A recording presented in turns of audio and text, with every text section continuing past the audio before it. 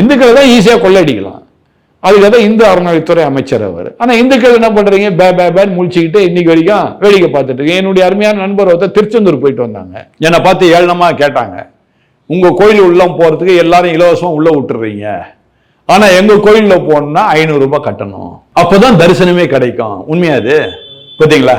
ஏங்க உங்களுக்கு அசிங்கமா இல்லையா? இந்துக்களுக்கெல்லாம் என் சர்ச்சுக்கு வாங்க, உங்களை ஃப்ரீயா உள்ள விடுறேன் நான். ஏன் உங்க கோயில்ல போறதுக்கு 500 ரூபாய் வாங்குறீங்க?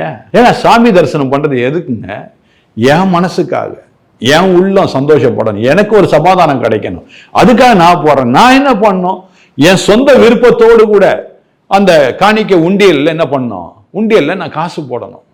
நான் கடவுளுக்காக கொடுக்குறேன்னு நினைச்சு நான் கொடுக்கணும். அதை விட்டுட்டு 500 ரூபாய் என்கிட்ட பிடிங்கி அப்போதான் இந்த லைன்ல விடுவேன், 100 ரூபாய் கொடுத்தா அந்த லைன்ல விடுவேன். என்னங்க இதெல்லாம் அசிங்கமா இல்ல? ஏன் இந்த இந்துக்களை ஏன் கேட்க மாட்டீங்க? ஏங்க உங்க நாடுங்க இது, இந்து தேசம். நான் அடிக்கடி சொல்ற வார்த்தை இது இந்து தேசம். இந்து தேசத்துல உங்களுக்கு சுதந்திரம் இல்லைங்க, எனக்கு சுதந்திரம் இருக்குது. புரியுதுங்களா? அதனால சுதந்திரத்தை கேளுங்க.